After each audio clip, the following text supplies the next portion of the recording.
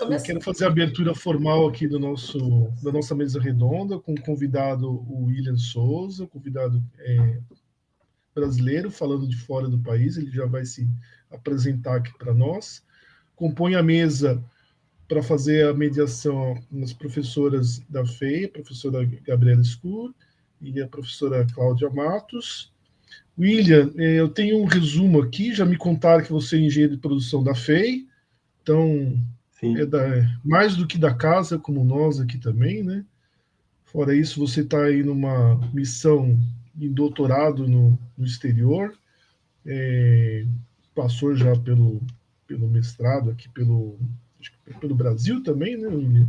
Sim. Se você quiser iniciar o seu debate, a sua apresentação, falando um pouquinho, 5 minutinhos aí do seu currículo, fique à vontade, acho que ninguém melhor do que você mesmo para se apresentar, né, para a gente até não cometer alguma gafe, alguma falha aqui, apesar de já ter visto o seu currículo e ser um currículo que deve ser espelhado por muitos dos nossos alunos, assim, uma carreira bastante interessante aqui, e a oportunidade agora de conhecê-la diretamente com você. Então, por favor, William, faça a abertura da sua palavra. Olá a todos. Marco, muito obrigado aí pela gentil boas-vindas. Eu quero agradecer a Larissa e a Gabriela Scur pelo convite, e a Cláudia por estar participando conosco nessa sessão. É muito bom poder revisitar o meu lar educacional do Brasil, que é a FEI, e aí eu acho que aí, a partir daí eu já posso falar um pouquinho sobre mim. Eu sou graduado em engenharia de produção pela FEI e também tenho mestrado pela engenharia de produção pela FEI também. E eu tenho a honra de ter conseguido 2 bolsas de estudos para poder estudar nessa instituição que eu gosto, que eu sinto como meu lar educacional do Brasil. E aí já fica o meu agradecimento à FEI por essas bolsas de estudo que me abriram portas para realizar o meu sonho, né? Que eu transformo em realidade hoje, que é trabalhar na área acadêmica, sendo inspirados por várias pessoas, como a professora Gabriela, o professor Wilson Hilsdorf, e com as minhas supervisoras de doutorado aqui na Universidade de Strathclyde, que é a Beverly Warner, a Natalie McDougall, e também com a minha line manager, que é a Emma McDonald. Mas, enfim, a FEI foi meu ponto de partida, foi ali onde eu percebi que eu podia alçar novos sonhos e torná-los realidade. Então, ali na FEI eu fiz uma iniciação científica, junto com a professora Gabriela Scur, micro level da universidade. Nós trabalhamos juntos em um plano financeiro para servir refeições com baixo custo na universidade, e eu acredito que até hoje esses pratos estão sendo servidos na universidade. Então foi meu pontapé no mundo acadêmico. Me graduei da FEI e tive a oportunidade durante a FEI eu tive a oportunidade de trabalhar para a Mercedes-Benz, como estagiário nas áreas de qualidade e logística. Depois que eu me graduei, eu tive também a oportunidade de trabalhar para a Sodexo, serviços de qualidade no Brasil, na áreas de processos técnicos e vendas técnicas. Então, a FEI abriu portas para mim, para eu construir os meus 6 anos e meio de atuação com businesses. E aí a FEI me deu as boas-vindas novamente no momento que eu decidi fazer a transição da carreira do business para a carreira acadêmica, onde eu fiz o meu mestrado em engenharia de produção, com foco particular em como práticas de inovação, que são práticas que combinam benefícios econômicos e ambientais, benefícios positivos, como elas eram implantadas no que a gente chama de clusters industriais, que são várias empresas numa mesma região, fazendo o mesmo tipo de negócio. Então, a gente avaliou como práticas de inovação eram implantadas num cluster industrial produtor de cerâmica de revestimento lá na região de Santa Gertrudes e um outro cluster lá no sul do país. E aí, a partir dessa pesquisa, eu agradeço a Gabriela pela oportunidade, inclusive, nós conseguimos fazer duas publicações, e essas duas publicações abriram portas para mim, para que eu pudesse aplicar para trabalhar, para fazer meu doutorado fora, né? E aí, a atuação dos acadêmicos da FEI foram relevantes e essenciais nesse momento, porque eles me ajudaram a construir a autoconfiança necessária para acreditar que eu pudesse estudar fora. Então, agora eu tenho o privilégio de terminar o meu doutorado nos próximos meses aqui na Universidade Strathclyde, onde eu faço pesquisa em como empresas primeiro criam relacionamentos com parceiros externos para gerar as condições necessárias para a implantação de práticas de economia circular, que a gente vai falar já o que significa, e depois como essas mesmas empresas coordenam essas relações para que as práticas não morram na escala piloto, que elas possam ter condições necessárias para serem escaladas ao longo do tempo. E de maneira bastante satisfação, eu já sou empregado na Universidade de Strathclyde como Research Associate no Stephen Young Institute for International Business, onde eu passei o desafio de fazer a minha pesquisa internacional, no nível internacional, particularmente em como multinacionais identificam práticas de circularidade em diferentes subsidiárias espalhadas pelo mundo, como elas assimilam esse conhecimento e disseminam essas boas práticas de economia circular para subsidiárias que não têm essas práticas. Então, esse é um pouquinho sobre mim, tá? Então, comecei bem do micro de um projeto de pesquisa de graduação na FEI, e agora eu tenho esse super desafio de fazer essa pesquisa sobre práticas de economia circular em cadeias de valor globais. Isso é o que eu consigo aqui trazer de resumo. Excelente, já é uma apresentação, já com certeza assim, é inspirador realmente, como eu havia antecipado, e interessante que é uma carreira acadêmica que partiu da graduação, né, de um trabalho provavelmente de iniciação científica, né, que te levou para o mestrado e agora para um doutorado e uma carreira promissora aí de docente no Reino Unido. Então, não sei se você tem algum material para compartilhar em tela. Sim, eu tenho. A sua apresentação, se quiser começar, a mesa é sua. Sim. Marco, eu te agradeço pelas palavras gentis, né? Eu acredito que eu continuo me sentindo como no começo da jornada, e o que eu busco é seguir os passos das pessoas que me inspiram, essas pessoas que eu já mencionei, né? Que são os acadêmicos que passaram aí pela minha vida e me inspiram até hoje para desenvolver pesquisa que seja importante para audiências acadêmicas, mas que atravesse as fronteiras da academia e também gere impacto positivo na sociedade. Mas agora, então, aqui eu vou contar meus 50 minutos agora aqui. E quando a Larissa e a Gabriela me convidaram, eu pensei, o que eu posso apresentar? Porque como eu ainda estou terminando o meu doutorado, eu não posso apresentar muitos dos meus resultados, por questão de deixá-los reservados para as publicações. Então, decidi fazer uma coisa que me apaixonou e continua me apaixonando, que é o caminho que eu trilhei para poder entender a relevância das práticas de economia circular. Então, essa apresentação aqui ela vai ter 3 ou 4 momentos. O primeiro é por que práticas de economia circular são necessárias. Um segundo momento, a gente vai falar sobre frameworks que a literatura apresenta e explica como essas práticas são manifestadas em operações de empresas de manufatura, e depois a gente vai dar alguns exemplos de práticas circulares que eu selecionei aqui para compartilhar com vocês, tá bem? Eu estou cronometrando meu tempo aqui, mas se vocês sentirem que que o tempo está ficando apertado, é só me falar que eu vou reservando os slides mais importantes para vocês. Então, vamos lá, vamos começar agora. Nos últimos 200 anos, a nossa economia ela é baseada no padrão circular, no padrão linear. E o que significa?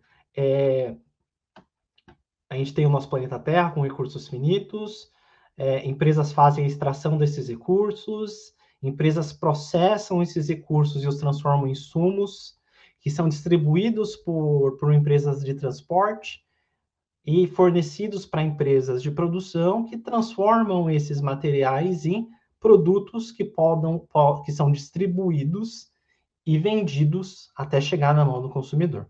Tá? É esse jeito que a gente trabalha nos últimos 200 anos.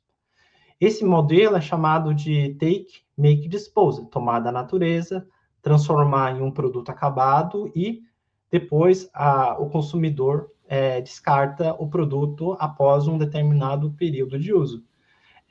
Empresas tradicionais... William, desculpa, deixa eu te interromper, porque não sei se você tem algum material que você preparou. Agora sim. Ele entrou agora. Perfeito. Então tá ótimo. Vai me dando toque aí.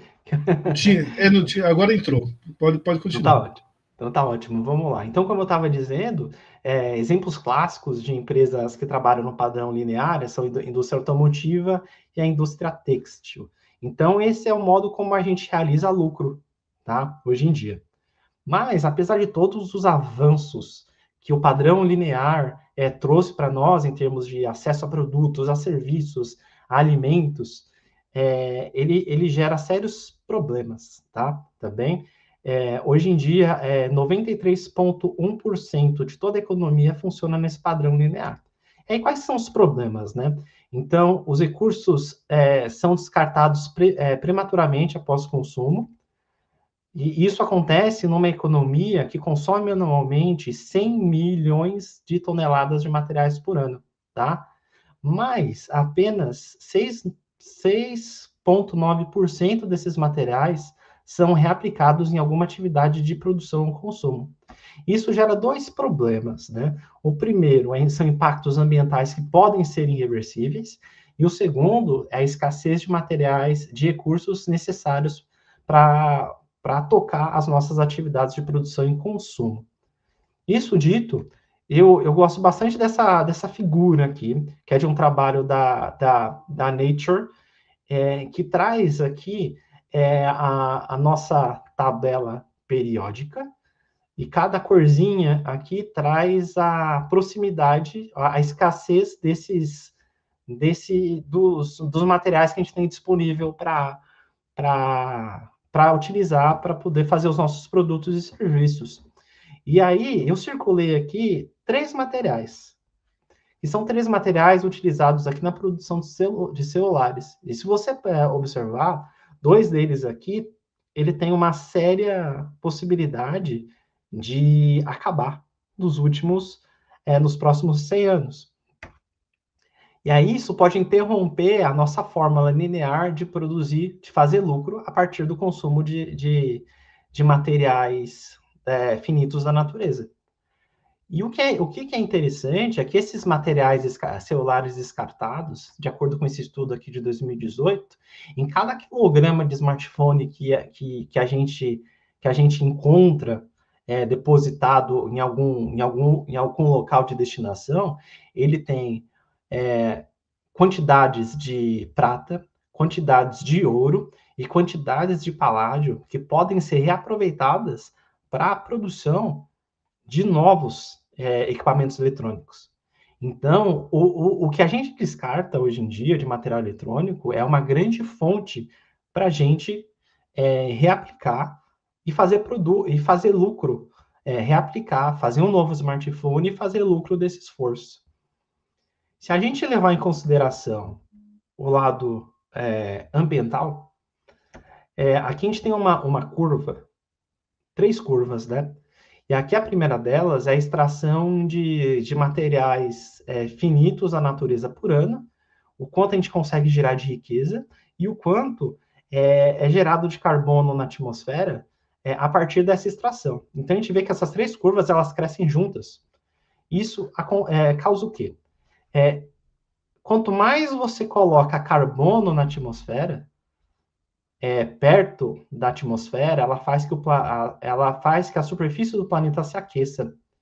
Esse fenômeno causa mudanças nas condições climáticas, e aqui tem alguns exemplos que são extremos, e eu sei que quem nos acompanha aqui a audiência que nos acompanha já viu em telejornais que inundações, secas, ondas de calor e chuvas intensas impactando de alguma maneira negócios, interrompendo os negócios. Então, a gente tem um risco que, se esse cenário continuar, a gente perder a capacidade de gerar lucro a partir do consumo de materiais finitos da natureza.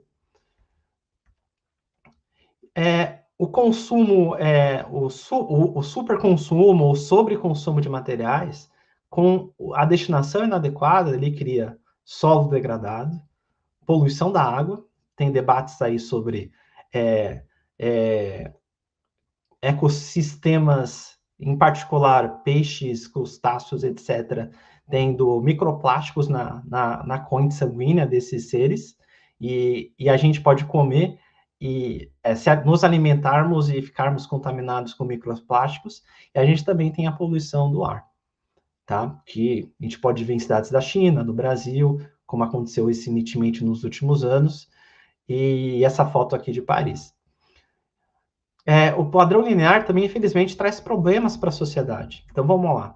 A falta de recursos somados a impactos ambientais pode gerar a interrupção disruptiva de operações de consumo e produção.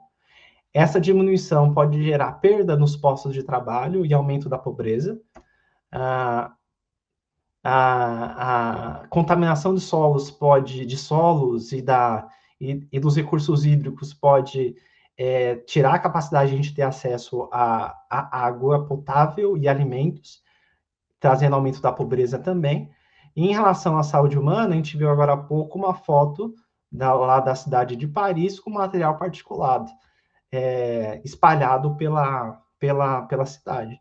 Então, isso pode agravar problemas respiratórios na população dessas cidades e acabar impactando os sistemas de saúde pública e privada. Particularmente aqui, aumento de custo para poder atender essas pessoas. Então, custo, dinheiro que podia estar sendo melhor empregado, vai estar sendo empregado para essas questões mais emergenciais. Então, isso tudo, de novo, pode afetar a nossa capacidade de fazer lucro. E aí, trazendo esse cenário, como que negócios podem fazer uma transição de um ponto de partida que a gente tem hoje, de operações lineares, que são baseadas no desperdício de recursos que são valiosos, baseadas no consumo excessivo de recursos naturais finitos, que geram impactos ambientais sérios e também geram impactos sociais negativos, para operações circulares que trazem os seguintes benefícios. Após o uso, recursos valiosos não são desperdiçados, a geração de lucro é mantida nas atividades de consumo e produção, os impactos ambientais vinculados às atividades de consumo podem ser minimizados ou até prevenidos, e benefícios sociais são gerados. A gente já vai falar um pouquinho sobre esses benefícios sociais. Se eu não falar sobre eles, por favor, me lembrem. E como que isso pode acontecer? Através de alguns pontos que a gente vai discutir, tá? Então, a gente vai falar sobre práticas Antes de falar sobre as práticas de economia circular, a gente precisa entender o que são materiais pós-consumo, materiais pós-processo industrial, ciclos técnicos biológicos, cadeias de suprimento fechadas e abertas, as cadeias de suprimentos circulares, e aí a gente vai estar preparado para conversar sobre práticas de economia circular. Então, a partir de agora, a gente vai ver alguns frameworks da literatura e também de institutos não acadêmicos que nos ajudam a entender as práticas de economia circular. Então, a lógica da economia circular ela é baseada na reaplicação de recursos materiais não virgens. E aqui é importante a gente entender quais são os dois tipos de materiais não virgens que a gente pode encontrar nas nossas atividades de produção e consumo. Então, o primeiro são os materiais pós-consumo, que são aqueles produtos produtos e materiais descartados por nós, clientes, quando nós consumimos algum produto. Então, a gente pega e descarta. Então, posso ter um celular, eu não o quero mais e eu vou descartá-lo. Esse é o padrão linear. No padrão circular, você o reaproveita em alguma atividade de produção ou consumo. E o outro tipo são os materiais pós-processo industrial, que são materiais que vazam do processo operacional de uma empresa. Aqui a gente fala que são os resíduos, tá? Qual que é o próximo ponto que a gente vai ter agora visitando aqui? O nosso primeiro framework, que é o framework pioneiro, que é o desenvolvido pela Fundação Ellen MacArthur. Esse framework aqui ele é chamado de diagrama de borboleta, que vocês podem ver aqui duas borboletas, duas asas, em volta aqui de uma mini cadeia de suprimentos, a gente pode ser assim. Então, ele se separa em dois ciclos. O ciclo biológico são ciclos de nutrientes de materiais biodegradáveis que são desenvolvidos à Terra para regenerar a natureza, recuperar a capacidade da natureza de gerar os recursos que a gente precisa para operacionalizar as nossas atividades de consumo e produção. E do outro lado, a gente tem o ciclo técnico, que são produtos e materiais que são mantidos em circulação por meio de processos como reutilização, reparo, remanufatura e reciclagem.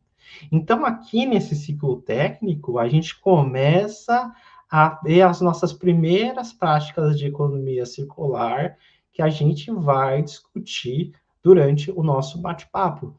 Só que aqui, vamos dar um exemplo aqui. Ó, o usuário descarta o produto e ele, de alguma maneira, é coletado e reaplicado em alguma atividade de consumo, de produção para atender de novo o consumo de um cliente.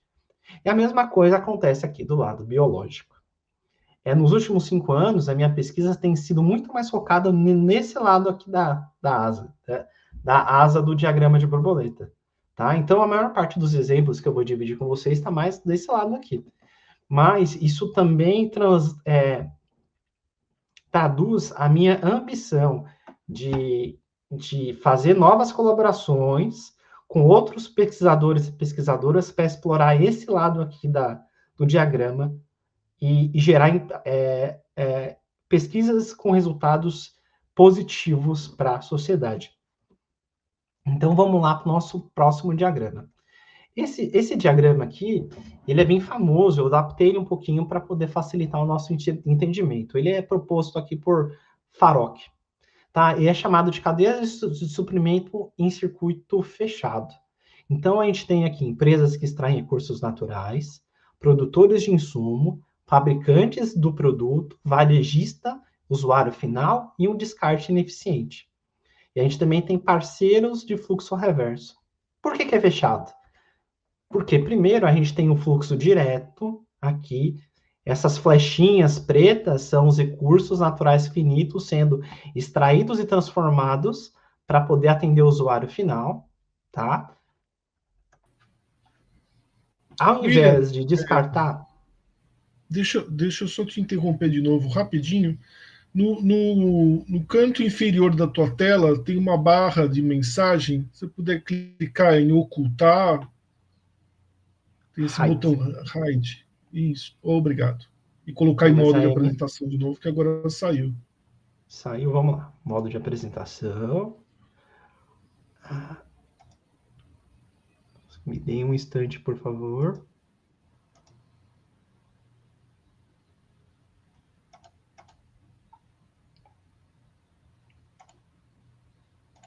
Vocês veem minha tela? Perfeito. Tá, vamos lá continuar então. Então, eu estava dizendo que a gente tem um fluxo de material extraído da natureza para atender, que é transformado para atender o cliente. Essa cadeia é fechada porque, ao invés de descartar o material, o material ele é retornado para a cadeia de suprimentos, tá? Através de parceiros de fluxo reverso, para poder ser transformado de novo, para poder atender ao cliente, tá? E aí a gente tem aqui, ó, a gente também tem o vazamento, só que o problema desse modelo é que os materiais que são desperdiçados durante os processos operacionais de cada um desses atores, ele acaba sendo mandado para o descarte eficiente. Então, isso aqui não é um processo totalmente circular. Então, mas é alguma maneira de gerar lucro através da reaplicação desses materiais. E aí o próximo framework, que é gerado pela literatura, é a cadeia de suprimento em circuito aberto. Então, o que acontece? Aqui existe um foco, o material continua sendo extraído da natureza para ser transformado e atender o usuário final, mas aqueles materiais que estavam sendo desperdiçados nos processos operacionais de cada um desses atores, eles são coletados e são enviados para reaplicação em parceiros externos, que podem ser do mesmo setor dessa cadeia ou de outros setores industriais. Então tá aqui, ó. Essa flechinha verde é o fluxo de reaplicação de materiais não virgens em circuito aberto. Só que o problema aqui é o oposto. Materiais, aqui os materiais do usuário final, aqui, por exemplo, a gente perde oportunidades de também aplicar dentro da cadeia que gerou esses materiais não virgens. Então, o próximo modelo que vem aqui, a próxima evolução do conhecimento, é a cadeia de suprimentos circular, que é uma combinação entre as cadeias fechadas e as cadeias de ciclo fechado e a cadeia de ciclo aberto.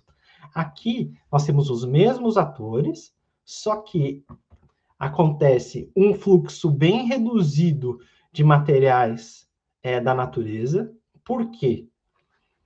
Porque nessa cadeia existe tanto o fluxo fechado para reaproveitamento na própria cadeia, como o fluxo de reaplicação em outras cadeias, por outras empresas, por outros atores de negócio. Tá? E aí, o que acontece? Esse vazamento de material não virgem, ele é fortemente... Empresas que conseguem fazer esses dois circuitos abertos e circuitos fechados para os materiais oriundos das suas atividades de consumo e produção, são capazes de diminuir fortemente o descarte ineficiente de produtos, de materiais, tá? Então, dessa maneira, a gente consegue ver frameworks apresentando a operacionalização de reaplicação de materiais pós-consumo e materiais pós-processo industrial para gerar lucro através da reaplicação desses produtos. E aí, aqui, a gente entra no contexto das práticas de economia circular, tá? Então, o que são as práticas de economia circular? Elas são um conjunto de ações que tem 3 focos, tá? Vocês vão encontrar outros materiais importantes, tanto na literatura como de institutos, como a Ellen MacArthur Foundation, a Circle Economy, as normas ISO para economia circular, que vão apresentar outros focos, mas eu separei 3 focos que eu considero bem importantes para a construção do meu conhecimento sobre a prática de economia circular. Então, nós temos 3 focos. O primeiro foco da aplicação dessas práticas é aplicar recursos, materiais não virgens, para atender às demandas de produção e consumo. Eu falei esse termo produção e consumo e vou falar muitas vezes durante a nossa conversa. O segundo ponto é diminuir ou eliminar a proporção de materiais virgens finitos usados como insumos para produzir um produto. Tá? Então, a gente começa a descolar a dependência das nossas atividades de consumo e produção da extração de materiais finitos da Terra, do nosso planeta. E em terceiro, é prevenir ou minimizar os impactos ambientais ligados aos usos dos recursos materiais. São aqueles impactos que a gente conversou agora há pouco. Claro que existem outros, mas se eu fosse falar sobre todos aqui, a gente ia levar mais tempo e a gente tem aqui um tempo limitado. Então, vamos lá. Esse framework que eu vou mostrar agora, ele está em inglês, mas já já eu vou apresentar a tradução para cada uma das práticas, tá bem? Então, eu gostaria de convidá-los, eu usei esse framework aqui na minha pesquisa, e ele foi muito legal. Por que eu usei esse framework? Me permitam voltar aqui. Aqui a gente vê uma operacionalização bem clara com atores de como a reaplicação pode acontecer, né? Só que, avaliando esses frameworks, o que eu senti? Que eles não mostram claramente quais são essas reaplicações, tá? Então, aqui está como meio abstrato.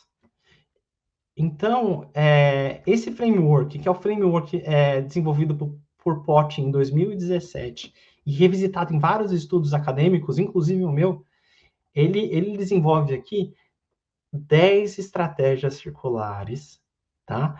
Para reaplicação dos materiais que já estão em circulação na nossa economia, mas também para reduzir criar operações que possam também reduzir o consumo de materiais, inclusive os finitos da natureza e também o que já estão em circulação. Então, desse modo, a gente fica cada vez mais eficiente, consumindo menos para poder entregar produtos e serviços que movimentam as nossas sociedades.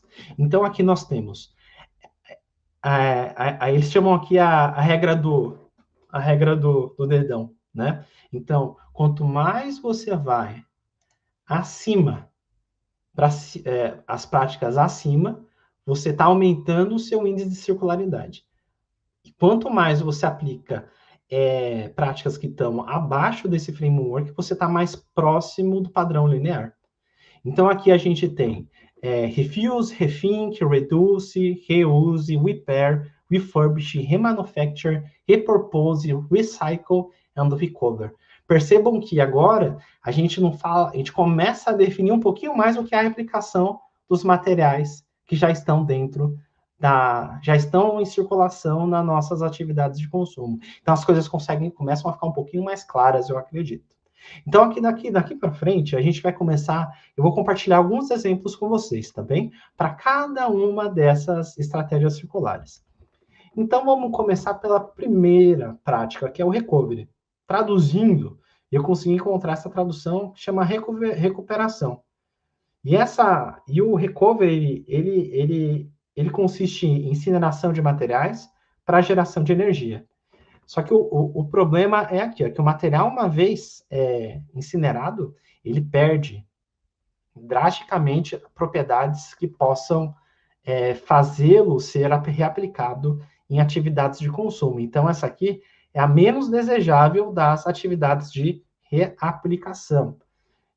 Vamos ver um exemplo aqui que eu vi num estudo que era sobre interação de empresas para reaplicação de recursos com prefeituras aqui na Europa, tá? Então, vamos lá. Então, para viabilizar a reaplicação de materiais pós-consumo e materiais pós-processo industrial, empresas desse estudo, elas estabeleceram parcerias com prefeituras que têm instalações que geram energia a partir da incineração desses materiais gerados pela empresa. E aí essas empresas conseguem gerar lucro por causa que elas vendem esses materiais para essas prefeituras. Tudo bem? Lembra que eu falei que a minha pesquisa é mais focada no lado técnico, dos materiais técnicos? Mas se a gente for falar sobre materiais biológicos, também existem exemplos de recuperação através da compostagem de materiais biodegradáveis para geração de energia elétrica também. O segundo tipo de estratégia é a reciclagem, que eu acredito que é a mais famosa para todos nós. Então, ela processa o material para transformá-lo num material que tem a mesma qualidade, ou uma qualidade maior ou uma qualidade inferior.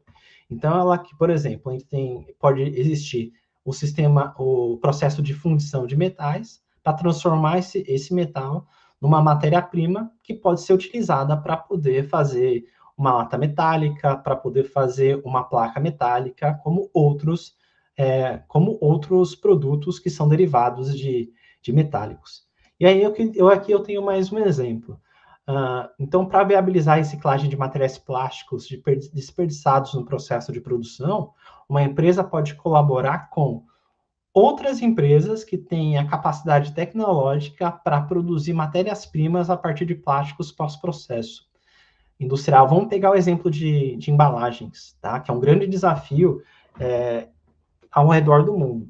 A gente vê várias fotos aí em noticiário de imagens de inúmeras embalagens plásticas sendo descartadas em solo ou em recursos hídricos. E existem empresas, existem várias iniciativas que coletam, por exemplo, eu vi de uma empresa aqui no Reino Unido que exporta para a Austrália. Eles vão no fundo dos lagos da Escócia, coletam os plásticos que estão lá, eles transformam esses plásticos em mini esculturas, que são pássaros, e exportam para diferentes localidades do mundo esses pássaros que servem para decoração do interior de casas, tá? Então, é só mais um exemplo para compartilhar com vocês. Então, aqui existem aí a produção de lucro a partir desse esforço de reciclagem. Repropósito. Tá? Então, é o uso do produto descartado e suas partes em um novo produto com uma função diferente. Tá? Pode ser atualização ou adaptação de um produto para que ele possa atender uma nova função. E aqui a gente tem um exemplo da Nutella. Tá? Em alguns países aqui do continente europeu, a Nutella ela faz campanhas e ela faz o design da embalagem para que uma vez que o alimento é consumido pelo consumidor, essa embalagem possa virar um container para armazenamento de alimentos, outros alimentos, como arroz, feijão, etc. Ou também como um copo medidor que a gente pode usar em casa para poder dosar os ingredientes para poder fazer os pratos para as nossas jantas e almoços e cafés da manhã. Então, percebe que tem uma conexão aí no dia a dia das pessoas também. A questão aqui sobre repropósito que eu observo, que para mim ainda é tão claro como as empresas vão gerar lucro a partir do repropósito, tá?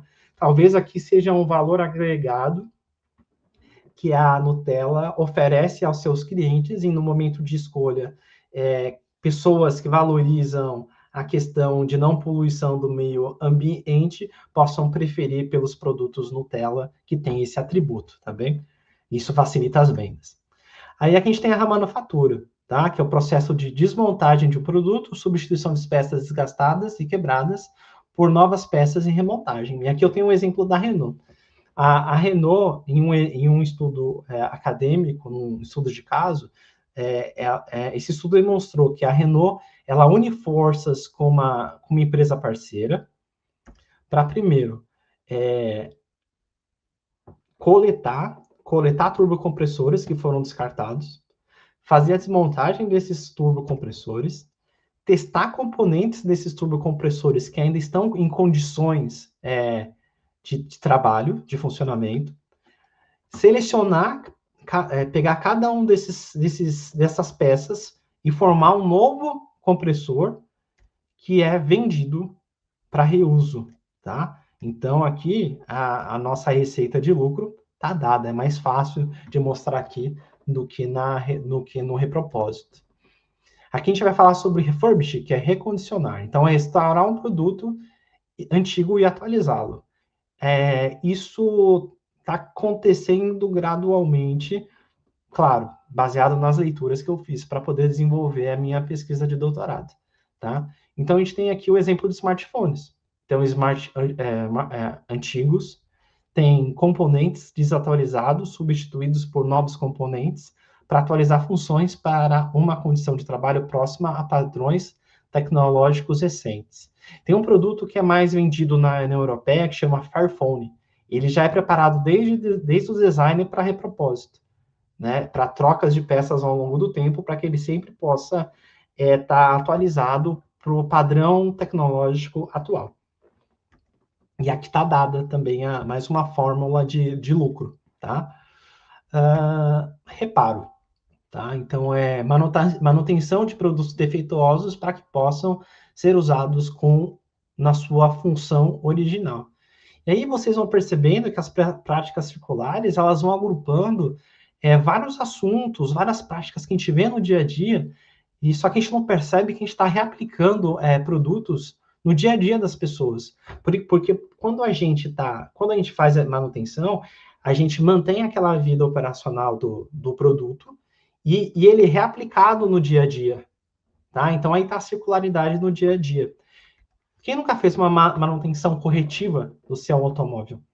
Então, ao invés de você descartar o seu automóvel e ele para o ferro velho, ele está ele teve uma quebra de uma determinada peça. Ao invés de você descartá-lo, você consulta um profissional mecânico e ele vai te ajudar de maneira especializada a corrigir a falha do automóvel e trazer ele de volta para condições de funcionamento. A gente também tem a questão da prevenção preventiva, que consiste naquela substituição programada, né? Você leva seu automóvel para fazer as revisões e lá durante as revisões vai ter uma inspeção dos componentes e alguns componentes vão ser trocados. E aí isso evita a falha desses componentes e você continua reaplicando, né? Reutilizando esse automóvel no dia a dia. E aqui vem o terceiro, tá? E aí vem mais uma questão industrial, que é a manutenção preditiva. Então, ao invés de você processos de produção que tem equipamentos que são essenciais para que esse processo de produção continue funcionando, ou seja, materiais críticos, equipamentos críticos, que se esse material, equipamento crítico parar, a produção toda para, normalmente esses equipamentos recebem manutenção preditiva. Funciona assim, sensores são instalados nesses equipamentos para monitorar a performance desse equipamento, e se ele apresentar qualquer possibilidade de falha, é agendada uma manutenção para poder fazer um ajuste ou a troca de algum componente nesse equipamento. Então, percebam aqui, três tipos de manutenção ajudam a manter a vida útil desses equipamentos e produtos e promove a replicação no dia a dia, a circularidade no dia a dia na mão do cliente, a circularidade nas atividades de consumo. Isso dito, a gente também tem aqui exemplos de reuso.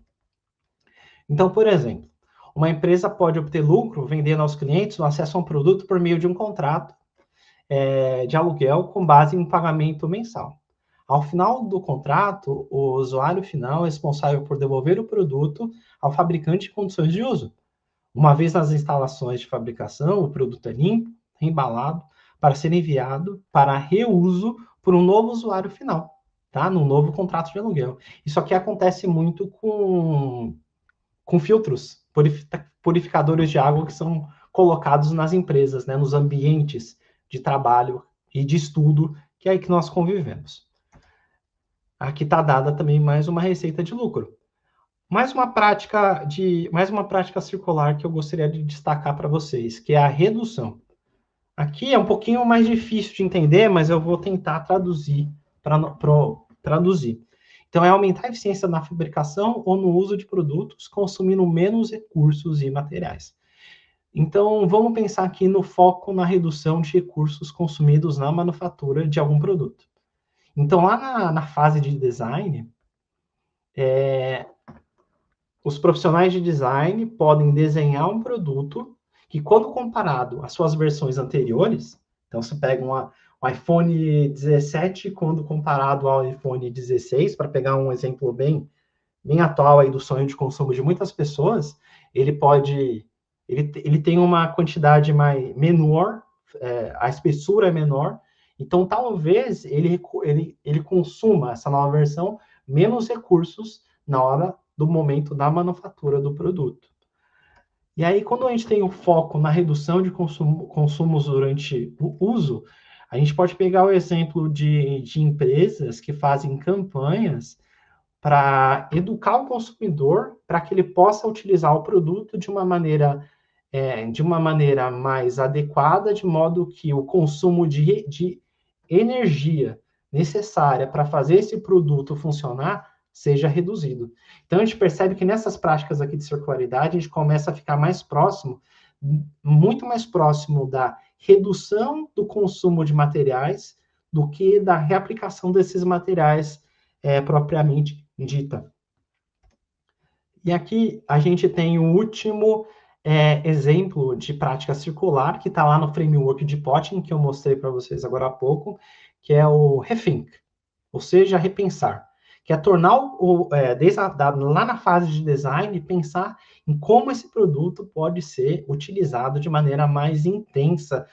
O que é ser intenso? Durante a vida útil do produto, como que a gente pode maximizar o tempo que esse produto, a vida operacional desse produto, usar mais e mais e mais esse produto no momento que ele tem disponível de operacionalização.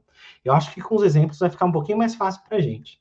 Então, a gente tem aqui, ó, a gente pode ter um exemplo de compartilhamento de produtos. Por exemplo, uma máquina de lavar, isso acontece muito em condomínios, eu acredito, tá? E aqui também, aqui na Escócia, é muito comum nos prédios, as pessoas dividem a área de lavagem, a lavanderia, tá? Então, uma máquina de lavar roupa é alocada numa localização central de edifício para vários ciclos de lavagem por dia, e isso é desbloqueado pelo uso coletivo. Então, a gente intensifica o uso daquele material, desse equipamento, pelo período que ele estaria disponível para ser utilizado. Um outro exemplo são os produtos multifuncionais.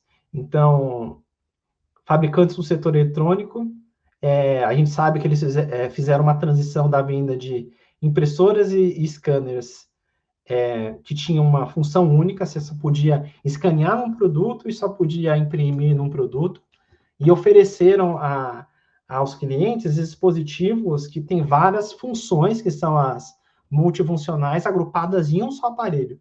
Então, você cria um aparelho e que ele tem um uso intensificado pelo número de funções que ele pode fazer. E essas funções eram realizadas por dispositivos individuais. Tá? E aí, aqui a gente tem o último, que chama refuse, ou recusar. Então, é tornar um produto obsoleto, abandonando a sua função, ou oferecendo a mesma função com um produto que é totalmente novo, tá? Então, aqui a gente vê na literatura que são mais ou menos funcionalidades de produtos sendo desmaterializadas por tecnologia. Então, a gente tem aqui, ó, um exemplo de abandonando a função de um produto, avanços tecnológicos permitiram permitiram a transmissão de vídeos e músicas em smartphones e tornaram obsoletos os usos de dispositivos, como leitores de CD e DVD. E quando a gente fala sobre fornecendo a mesma função com um produto distinto, a gente volta para os smartphones de novo. Smartphones concentram várias funções. Localização por GPS, chamada telefônica, leitor de música, aviso de alarme e fotografia. Quem não lembra do antigo rádio-relógio ou do antigo GPS que a gente utilizava nos automóveis? Eles não existem mais.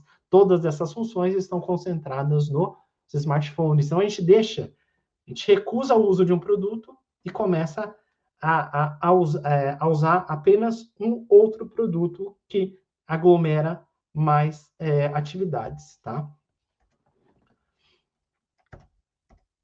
Só que o que é interessante nas práticas de economia circular é que elas podem acontecer ao mesmo tempo num ecossistema de negócios.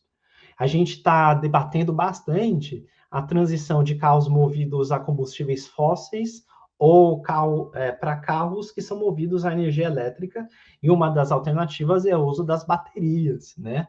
E existe um grande debate, o que fazer com essas baterias no momento que elas não podem ser mais utilizadas ou no momento que elas são descartadas. Então, a gente tem um exemplo aqui nesse diagrama. A gente tem um carro aqui que ele está sendo recolhido, tá? E a bateria que está dentro desse carro, ela pode ser esse carro pode ser destinado para diferentes componentes desse automóvel, pode ser destinado para diferentes reaplicações em práticas de economia circular, mas aqui em particular, a bateria, se ela tiver em condições de funcionamento, ela pode ser reutilizada, tá? Para poder ser colocada em um outro automóvel que vai ser utilizado para poder para as atividades de locomoção desse consumidor. Mas se essa bateria realmente não ser possível utilizada aqui, ela pode receber um repropósito, né? Ela pode ser utilizada para armazenamento de energia elétrica excedente das redes de transmissão, ou também ter algum repropósito aqui para armazenar energia elétrica gerada pela energia solar. Mas se nada for possível, ela também pode ser reciclada e virar matéria-prima para ser destinada para diferentes práticas de economia circular em diferentes indústrias.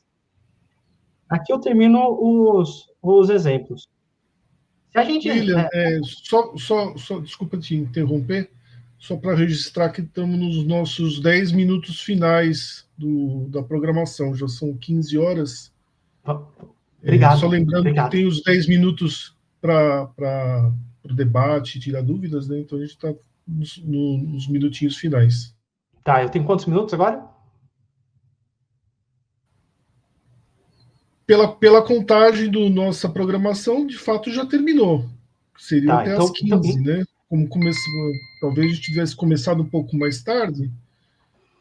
Então, se puder fazer uma síntese para poder concluir, para dar tempo de um debate até o horário final da programação. Tá, então vamos lá.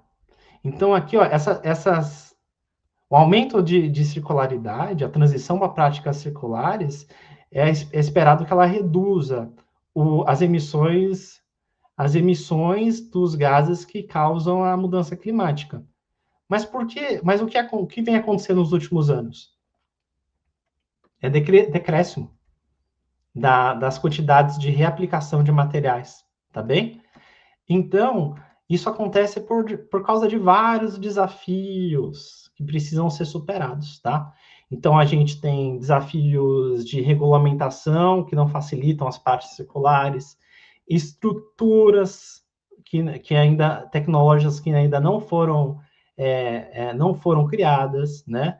A gente tem problemas de coleta dos materiais, a gente tem uma grande questão econômica e financeira, porque investidores veem o retorno, a possibilidade de retorno a curto prazo, mas as práticas precisam ainda ser escaladas para gerar lucro ao longo do tempo, tá? Aqui eu separei alguns desafios, mas acho que o principal desafio é aqui, é ir além da escala piloto. A maior parte dessas práticas que eu coloquei aí, elas acontecem em várias partes do mundo, mas por que a gente não vê elas sendo repetidas em várias partes do mundo? Elas acontecem de maneira isolada. Então, acho que o principal desafio aqui é ir além da escala piloto. E aí, onde que a pesquisa que eu realizo hoje entra nesse contexto, né? Eu completei a minha pesquisa de doutorado sobre criação e coordenação de relacionamentos na cadeia de suprimentos para a implantação de práticas de economia circular, considerando o contexto de fabricantes brasileiros, tá? Então, eu entrevistei fabricantes brasileiros para primeiro entender como eles criam relacionamentos com parceiros externos para implantar essas práticas, tá? De maneira a criar condições necessárias para a aplicação para a implantação dessas práticas, e como eles coordenam esses relacionamentos para criar condições que essas práticas vão além da escala piloto e que elas possam ser escaladas e disseminadas para mudar aquele cenário de decréscimo de reaplicação global de materiais de materiais não virgens, tá?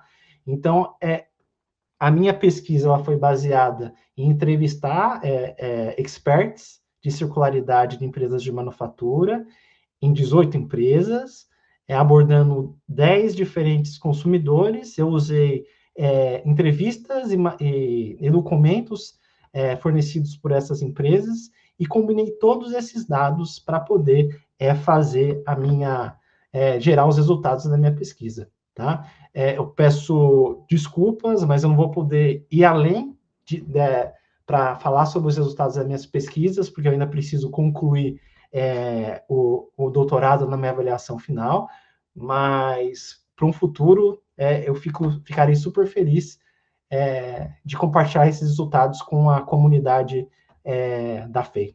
Então, eu agradeço muito pela atenção de cada um de vocês e pela oportunidade.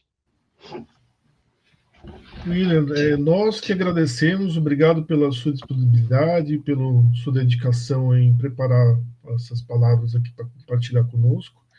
Antes de abrir para as perguntas dos congressistas, queria dar a palavra para as professoras aqui presentes, para a professora doutora Gabriela, a professora doutora Cláudia, se elas querem usar da palavra para fazer algum desfecho, alguma complementação final.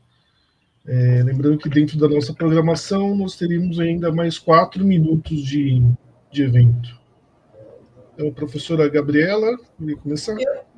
Eu só queria agradecer aqui ao vivo, né, para a plateia, e eu vi aqui, eu estou acompanhando no WhatsApp, que tem um monte de perguntas, então eu não vou falar nada, porque eu vou dar a oportunidade do William responder pelo menos uma ou duas, se der.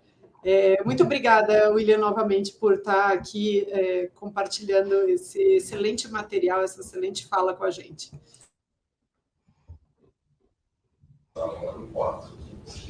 Também só queria aproveitar para dar os parabéns para o William, viu, William? Excelente apresentação, né? Trouxe um material aí muito rico e com certeza um material que vai ter aí bons elementos aí pavimentando aí a pesquisa. Também vou deixar aí a palavra para quem também tiver mais curiosidade aí sobre o seu material, mas acho que a conversa começa aqui, né? Não termina. Ótimo, obrigado. Agradeço em nome das pessoas que apresentaram aqui as perguntas. Realmente são várias perguntas. Eu vou tentar sintetizar todas elas em uma só, porque uma acaba complementando a outra, e até parte da sua apresentação, de uma certa forma, já começou a responder, né, na questão das preocupações. Alguns aqui dos congressistas colocaram a questão das políticas públicas, como que é a atuação da política pública, qual que são as lacunas que ainda existem, aqui falando, podemos falar aqui do Brasil, eventualmente até fazer algum paralelo com a Europa ou com alguma outra região que esteja mais avançada, no que isso atrapalha ou do que isso eventualmente tem ajudado a implementação da economia circular. Sobre uma outra ótica, a empresa, ela deve esperar o governo para cumprir lei, ou ela deve ver na economia circular oportunidades e fazer um diferencial de negócio e implementar? Eu estou até fazendo uma pergunta retórica aqui, porque algumas empresas realmente fazem isso, né? Elas veem já de fato um diferencial, enxergam até um nicho de mercado e desenvolvem seus produtos com base em economia circular, mas isso deveria ser, de uma certa forma, um padrão, independentemente de lei.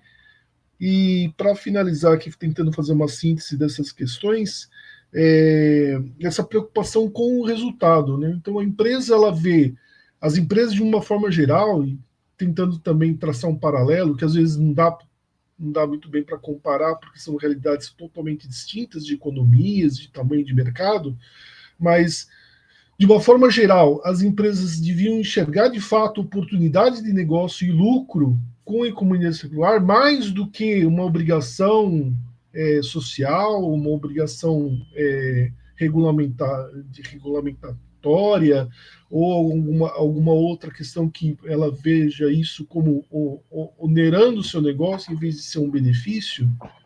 Então, as perguntas, de uma certa forma, elas estão triadas nessa questão das políticas públicas, viabilidade de implementação e resultado das empresas.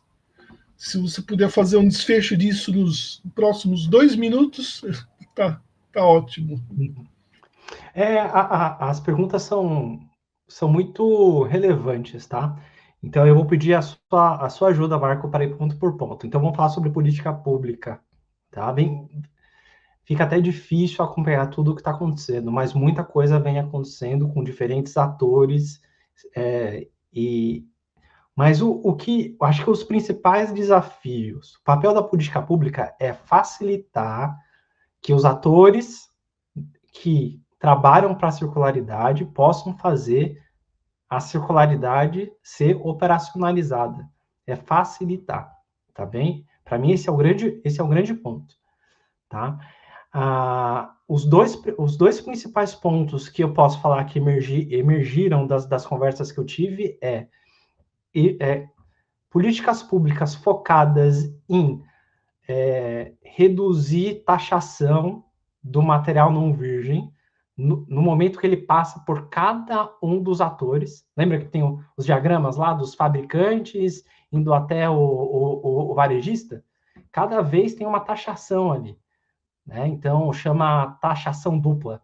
Eu acho que foi isso que eles falaram para mim. Então, como que a gente pode facilitar que não existam várias taxações? Porque olhando para o lado da empresa, na operacionalização da economia circular, o produto virgem, ele pode ser mais barato do que o material gerado através da economia circular.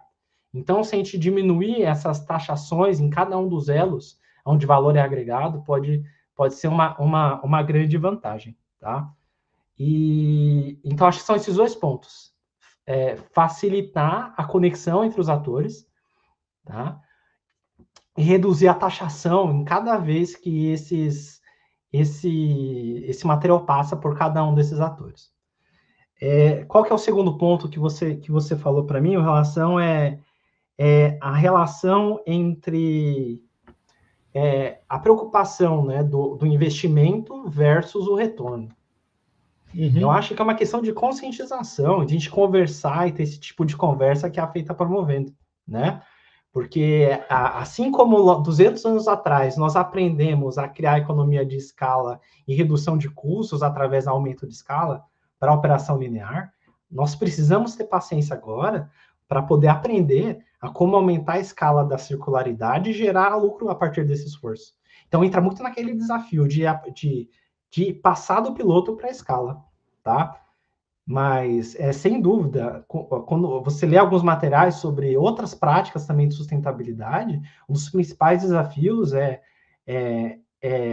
mudar o pensamento de investidor para o retorno de curto prazo, baseado na economia linear, para um retorno que a gente precisa ainda ter uma curva de aprendizado a como fazer esse retorno do dinheiro, tá bem?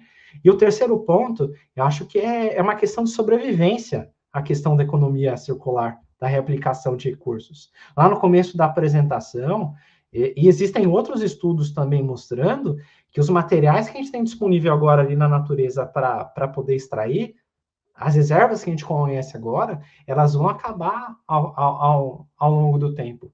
A expectativa pode ser de 100 anos, né? Então, a nossa geração talvez não veja alguns materiais acabando, mas eles vão acabar. Então, pensando no planejamento estratégico de empresas, que pensa a empresa como ela vai ser daqui a 20 anos, ou como ela vai ser daqui a 50 anos, pensar sobre a economia circular, sobre essas práticas, é algo fundamental para esses tomadores de decisão, que recebem bônus, são pagos para isso, para recriar o conceito da empresa, conceito, visão, valores, o como ela vai gerar valor para poder atender o cliente a longo prazo.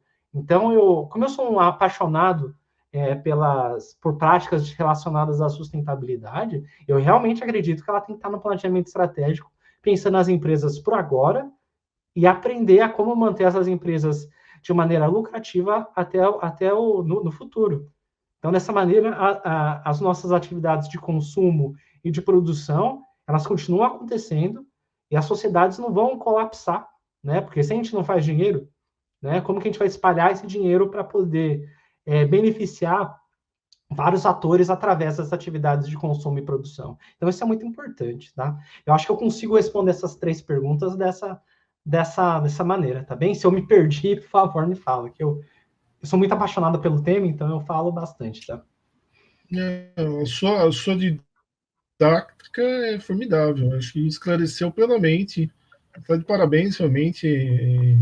É um assunto, talvez para alguns ainda seja, não tenha descido até o popular, né? Assim, esteja no dia a dia, mas como você bem colocou, é uma questão que talvez até antes de ter legislação pública, tenha a publicidade, tentar levar essa questão para conscientização.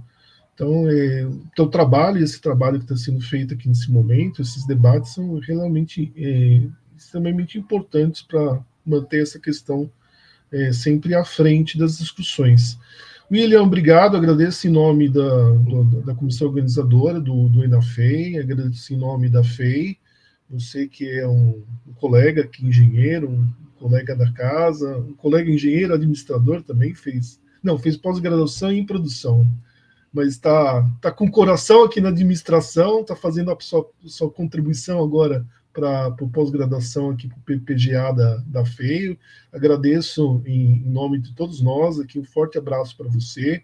Agradeço às professoras, a doutora Gabriela, a doutora Cláudia, que participaram aqui, dividiram essa sessão conosco.